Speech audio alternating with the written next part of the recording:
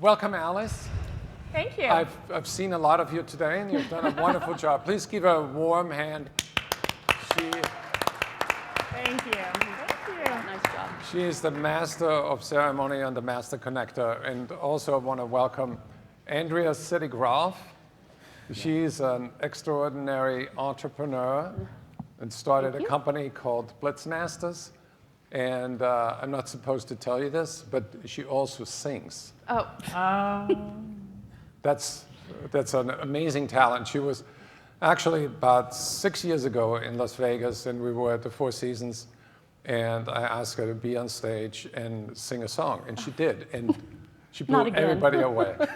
I'm not going to ask you today. Yeah, thank you. And we have Bill Wallace. Tell us about yourself. I'm a vice president with Revenue Storm consulting company, and I'm a corporate refugee from a company called MCI after 16 years. And I realized after being a really, really bad corporate guy that I was really more of an entrepreneur. So I started a couple software companies, and I stopped doing that in 2007 and joined this company, and I've been working with clients around the world. So it's been a great adventure. Okay, everybody's going to get 10 seconds. How do you define sales enablement? How do I define sales enablement? Well, for me, and we've talked about this before, it's just everything that enables our sales teams to do a better job than they're doing today. So it can be technology, it can be training, it can be coaching, but it's all the things that really get our sales team to peak performance. Thank you. Andrea? I would say empowering them with the skills, tools, and knowledge they need to continue behavior moving forward. So maybe you give them a skill, you teach them, you give them that knowledge, maybe you only do it one time. But if you teach them sort of how to fish on their own, then they can continue the behavior moving forward once they've proven the results to themselves. Thank you. Bill? I'd say equipping, but it's equipping specific people with specific things at specific times. All right, now I'd like to ask the audience with a show of hands. In your company, when it comes to sales enablement, is that reporting to sales? Raise your hand. Okay. How many? About 10? A little more than that, maybe about. And marketing? Very small. Very few. Okay. You have worked with a lot of companies. What is your experience? Should sales enablement report to marketing or sales or both? Or? I think the more that sales enablement is aligned and working in conjunction with sales leadership, the better it's going to be. I also believe that there needs to be a tight line between sales and marketing, but I think the more that it's geared to the actual sales functional channel, I think it's going to be more successful. Now, Alice, when it comes to sales enablement, what comes to my mind first is content. And you talked about all the content that salespeople need in order to be more effective. And I had a slide in my keynote presentation today where there's a Forrester study, where they said that only 13% of salespeople, judged by bias, are capable of being competent in the buyer's eyes. So it seems that 77% of salespeople out there cannot help the buyer so that the buyer says, this is a competent sales rep. So how do you design content that makes salespeople look smart and feel good? Yeah. Well, it's the big question, right? And again, if sales and marketing don't work together, you can't do it. But you do have to look around and find some tools that help them. So we can give salespeople training, and we do the best job we can, but we also have to give them something to rely on in the field. So they've got it in their hot little hands. So many people have tablets today. Many salespeople have tablets. It's awesome. You can use tools like App Data Room. You can use some of the other tools that we've seen out here today, and equip them so you know at least they've got in front of them the things that are going to make them look smart and be able to talk smart and help the customer understand. What does App Data Room do? What App Data Room does is they take all of the collateral and all of the information that a sales team needs and puts it on a tablet so that the most current information is available at all times. You know, the old story of, oh, it's that version, it's this version. Where'd you get that? That's 3 years old. You know, when you have salespeople out there with dispersed information and it's the wrong information or it hasn't been approved. I love salespeople who go out and make their own PowerPoints and decide they're going to use them. So in this way, marketing can work with sales to decide what information needs to be in front of the salesperson and get it all in one place and be in control of making sure that most current version is available on the tablet for the salesperson. Got it. Yeah. So, Andrea, you address more the top of the funnel. And we talk about sales and marketing alignment. What are the disconnects that you see in companies when it comes to the top of the funnel? Well, a lot of what I see, and this is actually a part of, aside from what I do as a prospecting expert, is often the salespeople aren't incented at the right part of the sales process. You'll see them being paid maybe at the end once the company collects funds from the client. Well, now you have a really expensive collections agent instead of a salesperson. You really want to be, motivating and incenting that salesperson to make the sale and then pay them. And then you transition that customer to a project manager, and then if you need collections, and you hire people to do that. But that was one of the biggest disconnects that I've seen just in some of the clients that I work with, is paying people at the wrong point in the process. So, when you pay them, you're motivating behavior. And so if you pay me when I make the sale, that frees me up to go and make the next sale, which is what you want a salesperson to do. If you pay me at the end of the process, once you as a company have collected the money, well, now you can bet I'm going to be on that phone trying to collect the money from the client, and that's not the best use of my time. You see the disconnect in a different area, the way I look at your face. Where's the big That's my poker face. Let's talk about the elephant in the room. Where's the big disconnect? With sales and marketing? No, with sales enablement. So I want to go, I think I might answer that question with the question you asked originally, Go right? ahead. And so I have a little bit of a different spin, but I don't think anybody in the panel would disagree with that. And that is, and this might sting a little bit, and I apologize, but it needs to be said. I think we send too many people out with our point of view about their business. And let me say a little bit more about that. I think that we have a lot of people sharing information but not sharing insight. I think we have a lot of people visiting with prospects who don't know much about their business or much about their role. And I think this is much more of an insight business. I think business acumen is going to be a really prized competency in the next couple of years, and I think it's going to be a big bifurcation in sales. I think it's going to be absolutely critical. And I want to add one other thing. Marketing with all good intentions equips or arms the sales force sometimes with the wrong stuff. And I'll give you an example. And I talk to clients around the world about this. Without even seeing a lot of the presentations, I can almost guarantee you that the average presentation that a lot of people take out to see a sales or a prospect with, probably 20 pages. 20 pages. And the first 6 slides are all about you. And I think that's absolutely ridiculous. And the attention span of an executive today, if that's your target, it's probably literally maybe 5 minutes, and I'm being generous about that. You have to make an impression. You have to bring some thought leadership, create some insight, or you're gone. Yeah. And I think if you're going to spend the time, the precious time you have, talking about yourself, you've done them a disservice. And by the way, you get one shot, and you won't get a second one. So I wanted to just throw that out there. I think you guys would agree. Yeah, absolutely. Yeah, Well, there are actually, in my mind, 2 kinds of bias. If you believe all the statistics, 80% of the sales process happens online and not while the salesperson is there. So that's one kind of buyer, which is the educated buyer. But on the other end of the spectrum, there is the person who always is curious on how to improve business. So when the salesperson connects with that person, it's a different situation because the buyer is not even educated in what they're looking for. So we are moving from, and your company is sort of the leader, from demand capture to demand creation. I absolutely agree with that. So the question is, how do you create sales enablement and execute so that you satisfy both fields. The salesperson who is in front of a customer that's educated, and what are the 20% of the gap that you have? The buyer has 80%. Are the 20%? What does that represent? What does that mean to the salesperson? What do they need to deliver in that case? And how can they shift from completing the buyer's information when they make the next call on a buyer who does not even know how to shop?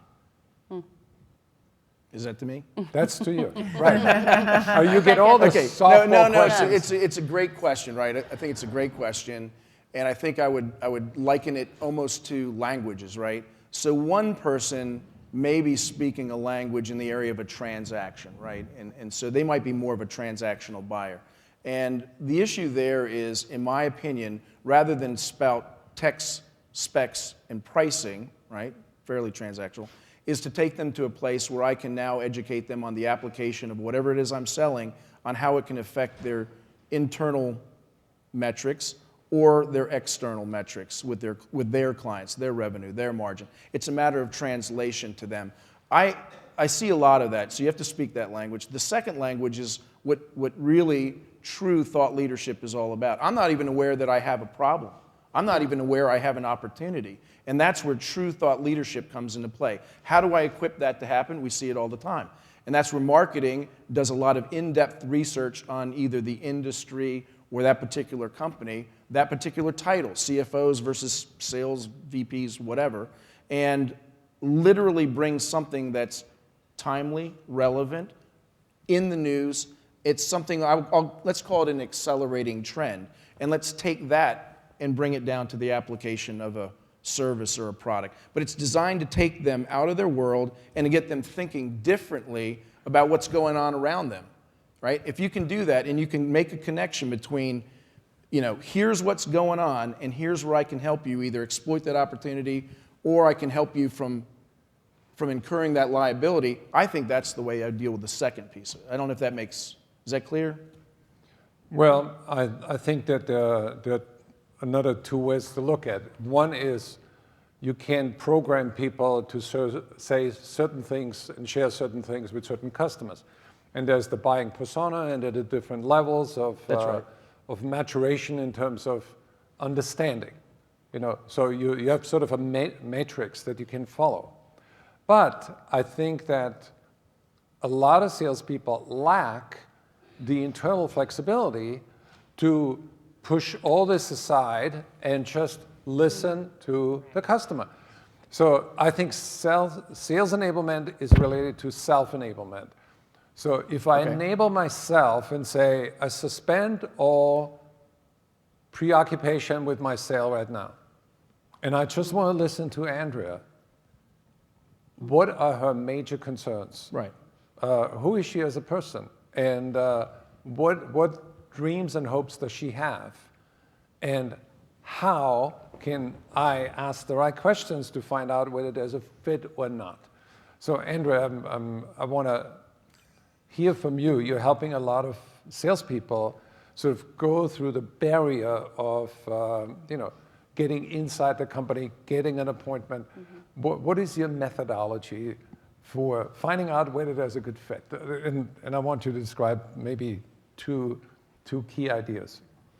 Are you talking specifically about gatekeepers and that issue of... How do I get through the gatekeeper? Then secondly, how do I know that there's a fit where it's worth my time so I can invest in that relationship? Yeah, you've got to ask a lot of great questions. Well, on the gatekeeper piece, I'm a very tactical and practical kind of person. I know a lot of what we've talked about is strategy, right, which is way up here. And what Blitzmasters does is very tactical and practical. So I'll just share a couple of tips around the whole gatekeeper piece. So one of the things we talk about is the thing that with gatekeepers that can be a little dangerous when you're dealing with them is that they can tell you no, but they can't tell you yes.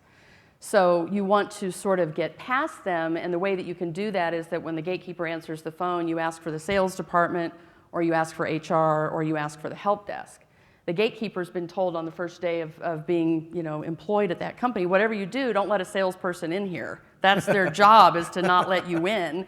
But the people at HR or the help desk or the sales department never got that message. They're more likely to help. So if you go immediately to that other department and then ask for who you'd like to speak with, you're more likely to get the call transferred.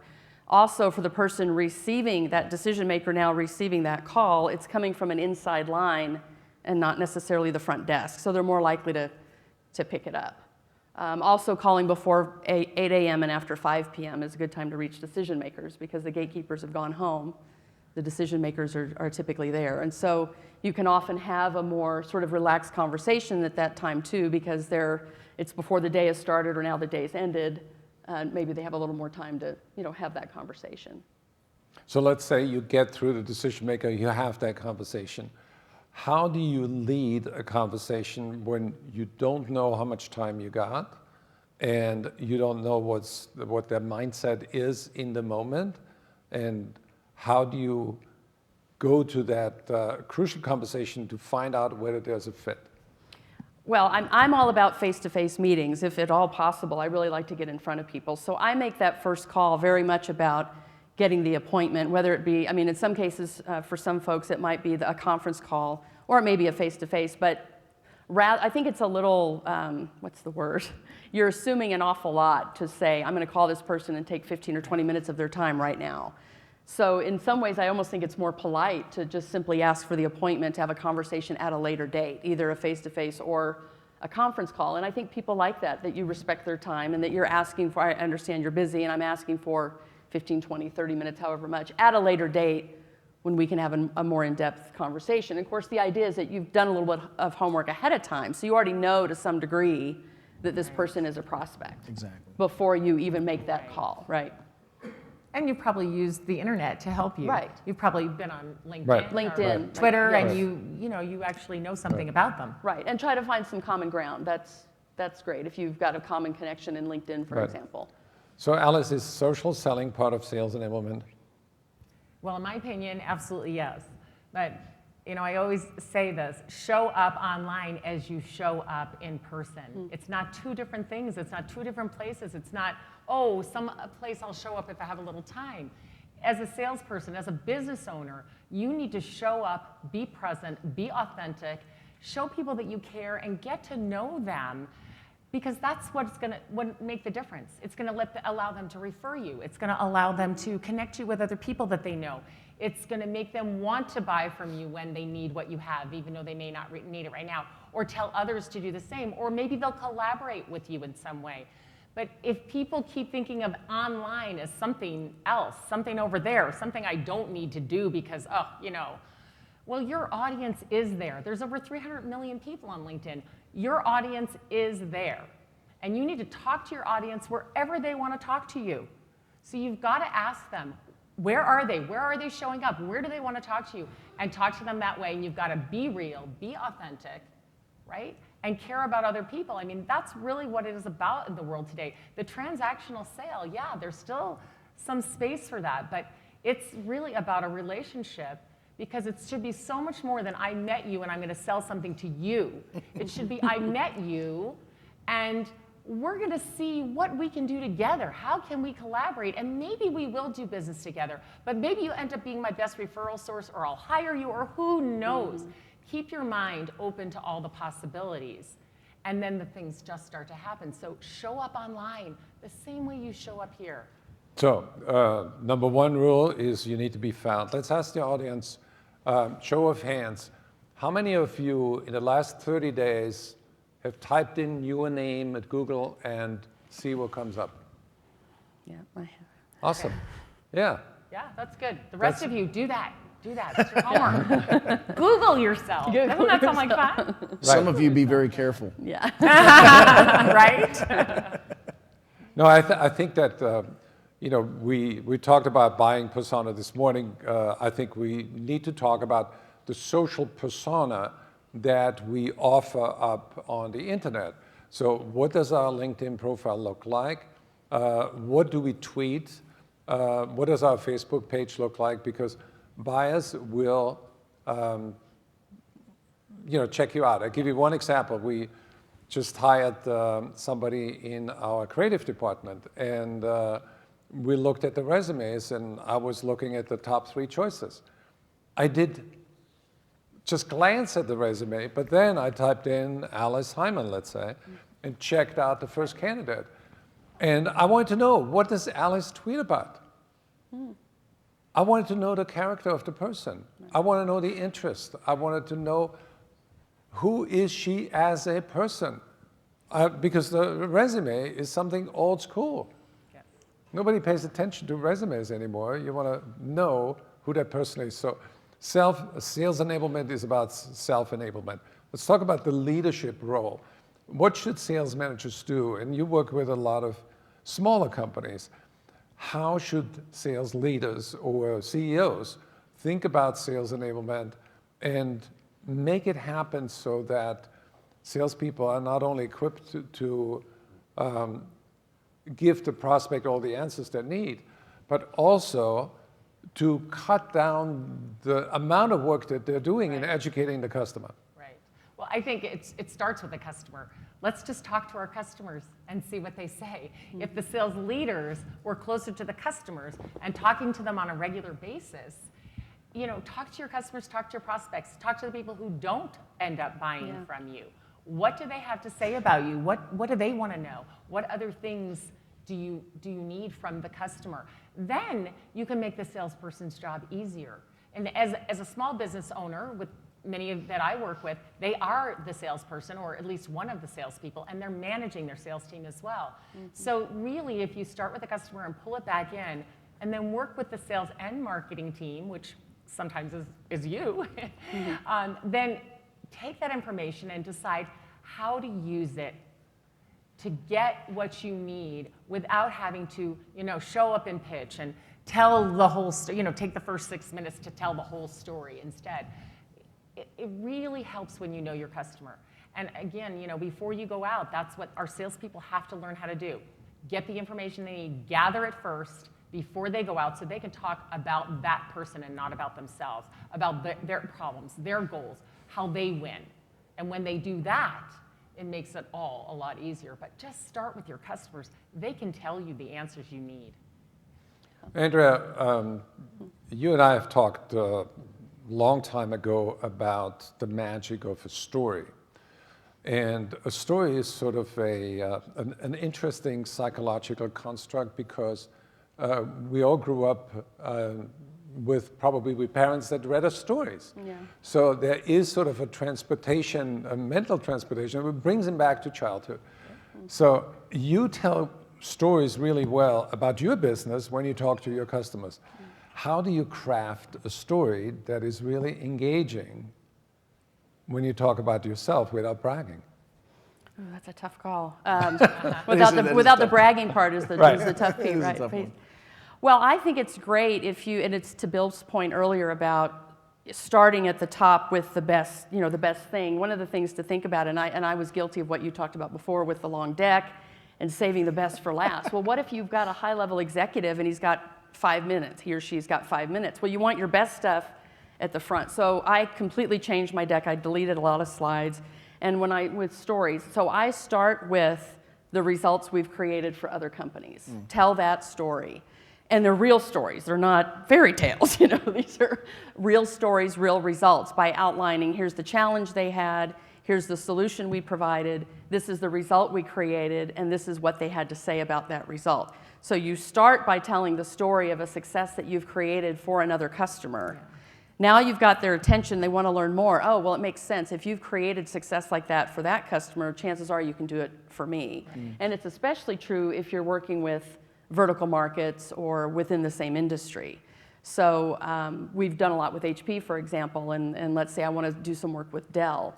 So in calling Dell, they might be interested to know a little bit about the work we've done with HP, just because that's a competitor, and it sort of stands to reason that if we'd created success for HP and your market, we know your industry, then it stands to reason that we're also going to be able to create results for you. So finding the common ground of that story you're telling about a current customer and the results you've created and that prospect. So if it's a big customer, share a story if it's a big prospect, share a story of a big customer. If it's a small prospect, share the story of a small customer, and so on. Tell that story so that they are able to make that that connection.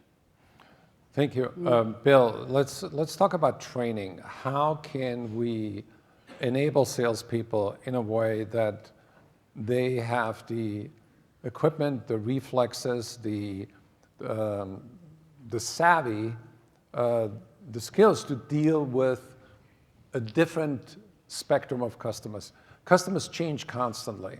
And you not only have different industry segments, but also you have the millennials, you have the older generation.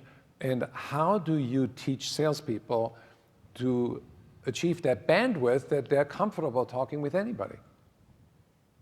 Wow, man, that's a really tough question. That's kind of like teaching somebody to make friends, right? I mean, it's a little bit tough. Right. Okay, so I'm going to give an idea out, and then I want to give you my opinion about how I think training could be more effective, and I've spent some time in those ranks as well. So I was actually listening to the commentary from you guys, and it just struck me. I went, wow, why wouldn't you take a new salesperson, and before you do anything, right? I mean, you can expose them to the culture and those types of things and whatever.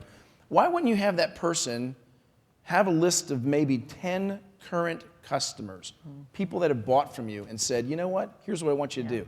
Here are 5 questions, and I want you to go in, and you're not selling anything.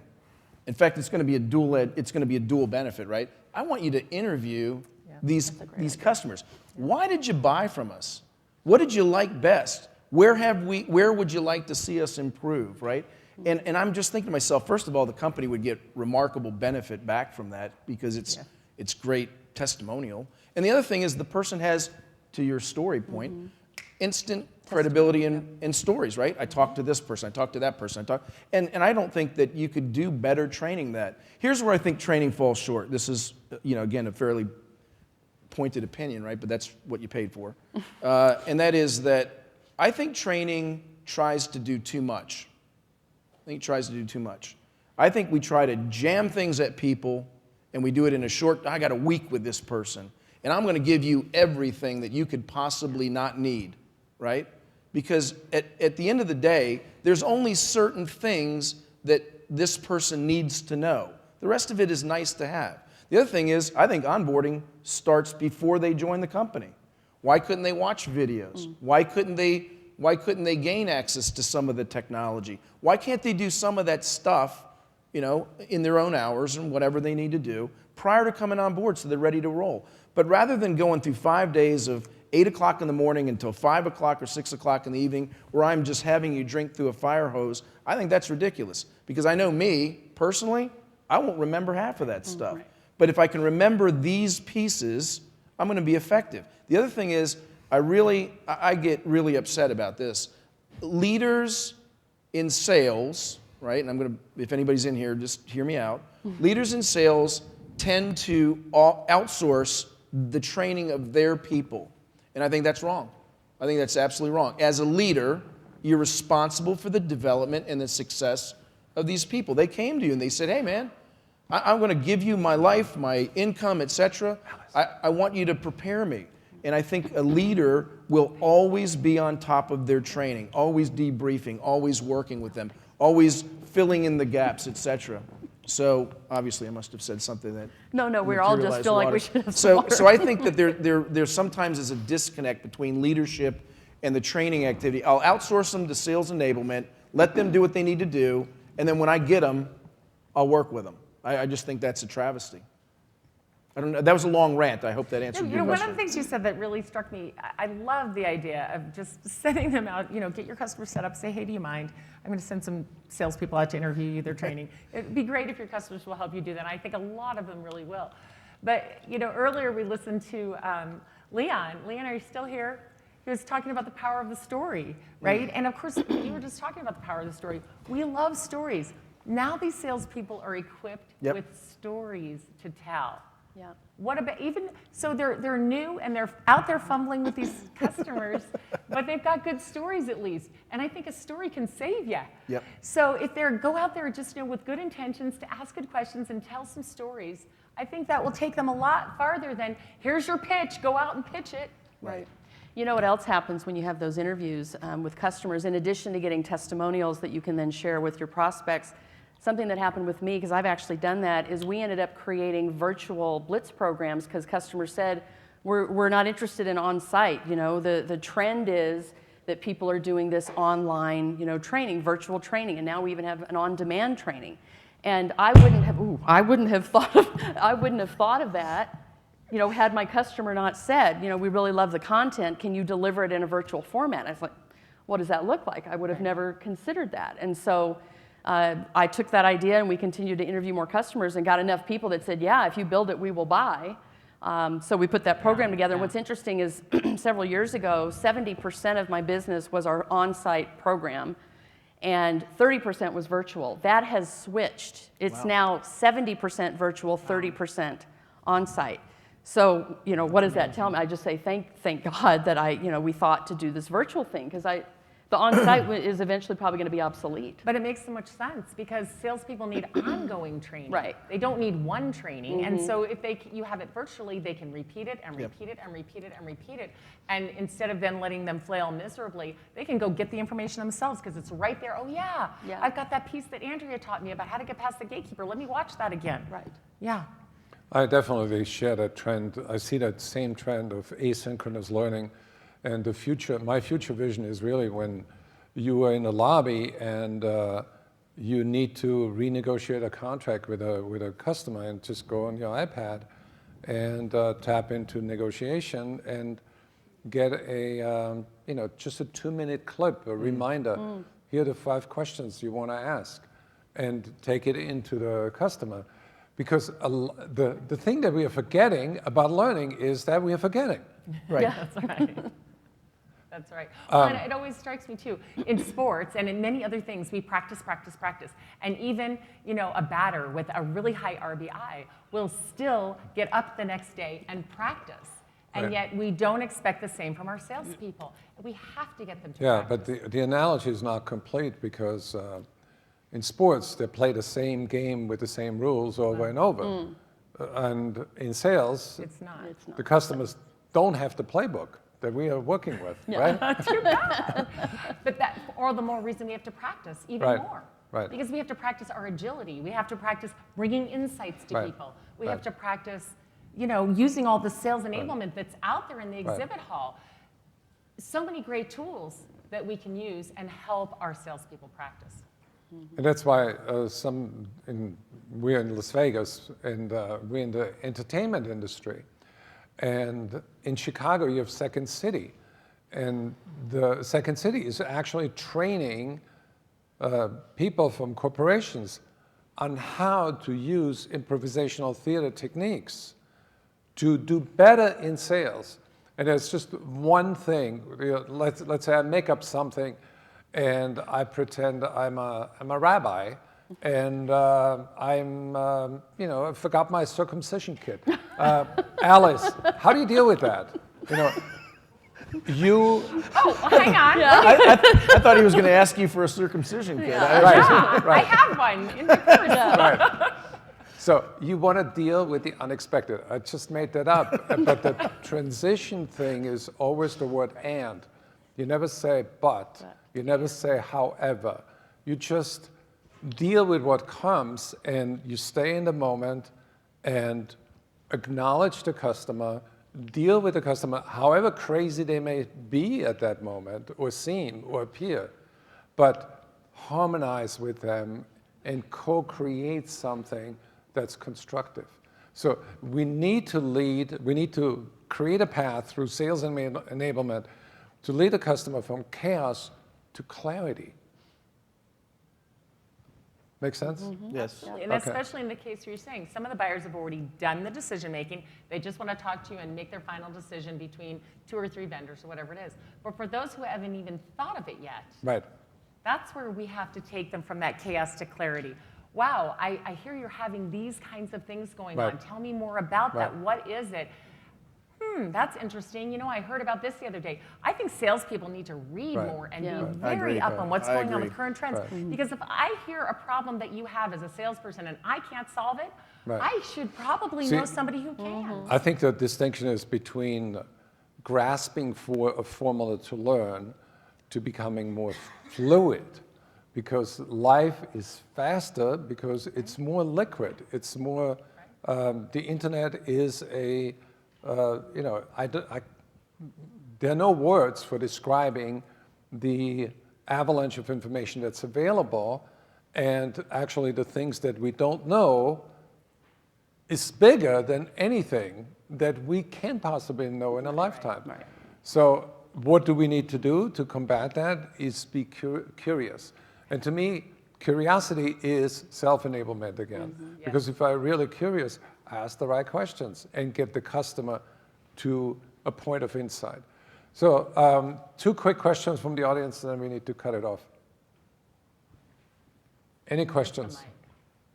Questions? Do we have? They saw the There's- bars Yes. being set up. Yeah. Yeah, the mic is right there. Let's see. Let me get up. I will. Be down. She's multitasking. I have to do 2 jobs. Thanks. I had a question actually for you, Andrea, because I liked how you were talking about how you wanted to, you know, tell them your success story first in the presentation. What if it's like a new product that you haven't really sold before, but you've done similar products? How would you go about talking about success first in an instance like that?